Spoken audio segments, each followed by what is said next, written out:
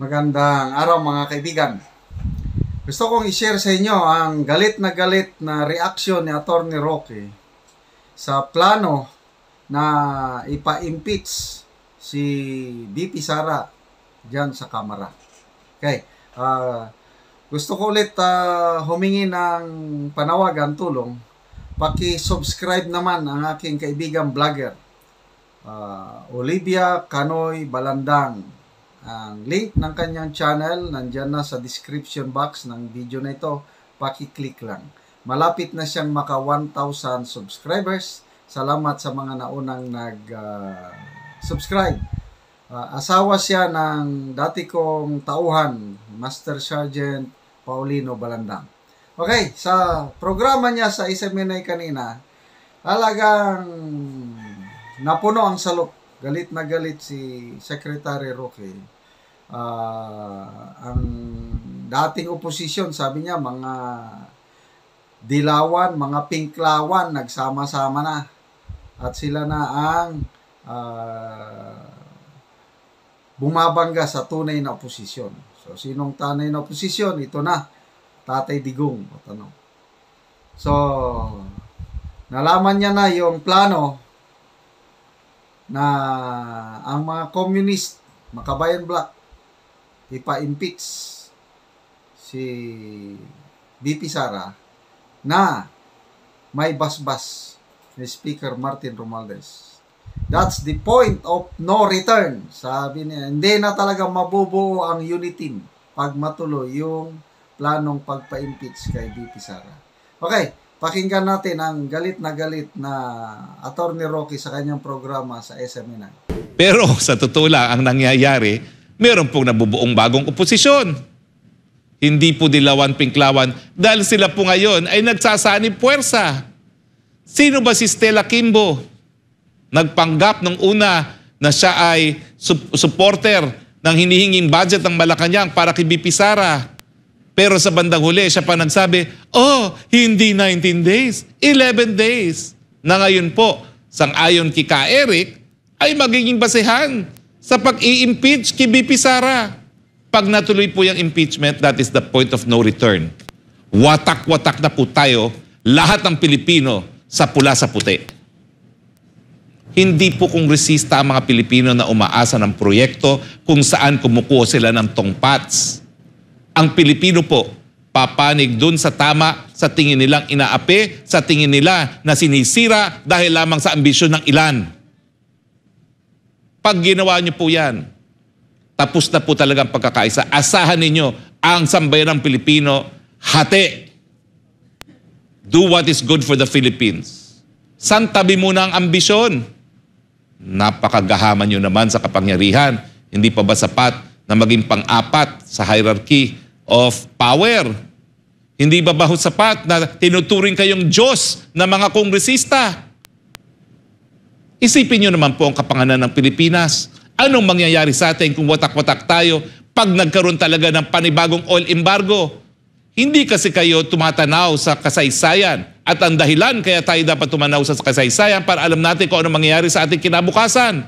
Dahil po dyan sa gera sa Middle East, nagsabi na ang Qatar, baka sila tumigil magbenta ng langis hanggang matigil ang pagpupulbos sa Gaza Strip. Pag nangyari yan, ano nang mangyayari sa atin?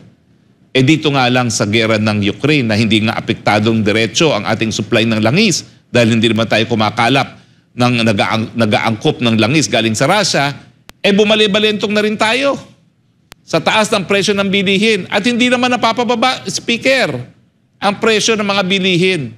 Hindi ba yan ang dapat natin unahin dahil yan ay sinabi ng taong bayan sa survey na pangunahing problema ng mga Pilipino? Mataas na presyo ng bilihin, mas maraming trabaho, mas mataas na sahod para masundan at makabili ng mga nagtataas ang presyo ng mga bilihin. Yan po ang pangunahing problema ng sambayanang Pilipino. Yan po ang dapat hanapan ng solusyon at ang solusyon ay makakamit natin sa tunay na pagkakaisa. Nakikiusap po ako kung mahal ninyo ang sarili ninyong pamilya. Kapag nagdusa po ang Pilipinas, kahit gano'n pang karami ang pera ninyo, magdurusa rin ang sa inyong sariling mga pamilya. Nananawagan po ako dahil hindi naman ako naniniwalang bingi sa katotohanan sa political reality sa mga kongresista. Gumising na po kayo. Pag dumating po talaga sa punto at ang sabi ni Ka Eric ay narariyan na yung punto, nagkaroon na raw ng desisyon para isulong ang impeachment laban kay BP Sara, manindigan naman kayo. Dahil suportado naman kayo ng sambayanang Pilipino, suportado kayo ng 31 milyong Pilipinong bumoto kay BP Sara na ang nais nila ay pagkakaisa. At siguro naman, pag dumating sa punto na magpilit ang speaker sa impeachment, maninindigan na si PBBM. Otherwise, marami na baka magsabi na nagkamali sila kung hindi na maninindigan si PBBM. Pasensya na po, talagang emotional tayo ngayon dito sa pag-usaping ito. Dahil nung ako talaga ay umakyat sa kanilang entablado, buong puso akong naniwala sa panawagan na pagkakaisa na ngayon po ay kabaligtaran ang nangyayari. Pagkawatak-watak po ang tinataguyod ngayon ng mga mababang kapulungan, lalo na ni Speaker Romualdez. Huwag naman po, dahil Speaker, ikaw din hinalal. Ikaw din kabahagi ng unit team. Lahat ng rally, ikaw nagpakilala pa kay BP Sara na ngayon ay sinisiraan mo ng husto. Bakit? Isang tabi muna natin ang ating mga ambisyon. Tama po, walang realidad na nangyayari. Lahat nagsisimula sa ambisyon. Pero sa lahat po ng bagay may tamang panahon. Kapag naluklok tayo sa napakadaming problema dahil nga po sa gera, isirisantabi muna po dapat yan. Nakikiusap po ako tayo ngayon sa lahat ng bumoto at nagsuporta kay PBBM at Inday Sara, panindigan po natin sa mata ng buong mundo na hindi lang po tayo nangampanya, hindi lang tayo nagsinungaling sa pagtataguyod sa unit team, kung hindi tayo po talaga ay tunay na naniniwala na sa pagkakaisa ang solusyon na ating mga problema. Attorney, hindi pa nagdadalawang taon yata itong Marcos administration pero parang 2028 na ang nakikita. Imbis na yung mga ipinangako nila sa last campaign, yun yung pagtuunan ng pansin. Yun na po nangyayari eh. Parang addict sa eleksyon. Pasensya na kayo. Addict sa eleksyon. Atat na atat. Eh kahit ano naman gawin nyo, hindi nyo naman mapapaga ang eleksyon. Nakasaad talaga kung kailan ang susunod na eleksyon para sa presidente. At sa tingin nyo ba, nagugustuhan ng taong bayan ang ginagawa ng Kamara? Kayo-kayo dyan, huwag kayong maniwala, mga kongresista, na ang ginagawa ninyo ay imahe ng gusto mangyari ng sambayan ng Pilipino. Hindi po. Yung eleksyon, yung resulta ng eleksyon na binoto ang isang pamilya, ang isang pangalan na minsan ay napaalis na ng bansa sa alang-alang ng pagkakaisa, yan ang isipin ninyo. Nagkaroon po ng pangalawang pagkakataon ng pamilyang Marcos dahil sa panawagang pagkakaisa and moving on. Hindi po dahil gusto natin magkawatak-watak uli. Dahil kung gusto natin pagkawatak-watak uli, nanalo po si Leni Robredo. Dahil ang mensahe ni Leni Robredo, galit.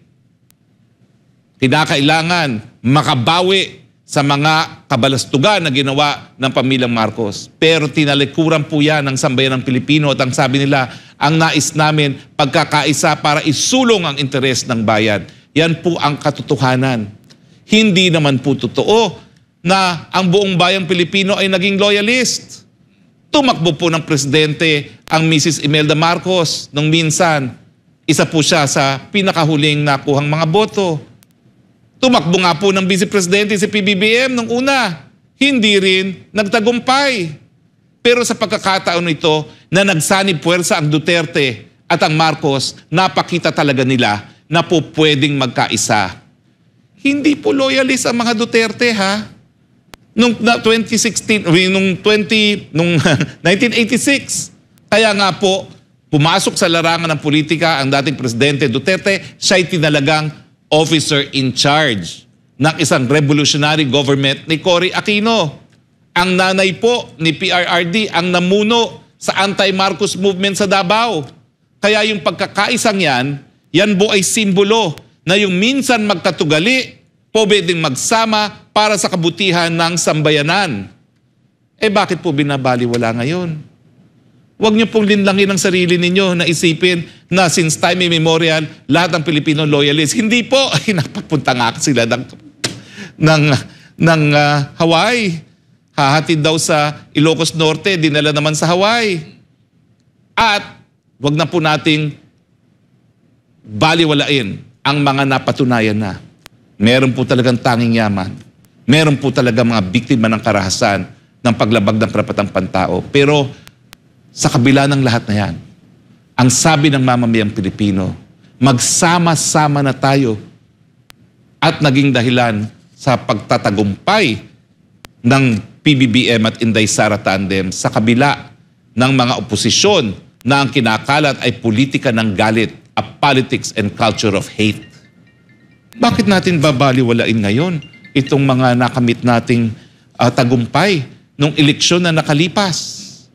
Sana po, wag nating sayangin yung suporta ng taong bayan, yung paniniwala na buhay pa rin yung kagustuhan ng pagkakaisa para itaguyod ang interes ng nakakarami at hindi lang na pang-interes na personal.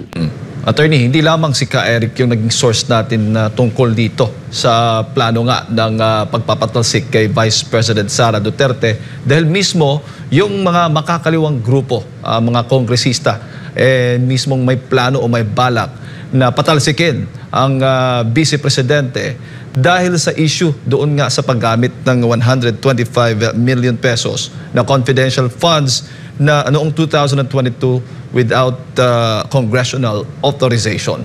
Doon pa may plano na ang Makabayan Bloc. Well, ang aking mensahe dyan sa mga nagpaplano ng impeachment, hello! Kung i-impeach mo ang nagtanggap, bakit hindi nyo i-impeach ang nagbigay? Kahit kung wala naman nagbigay, walang natanggap. Hello!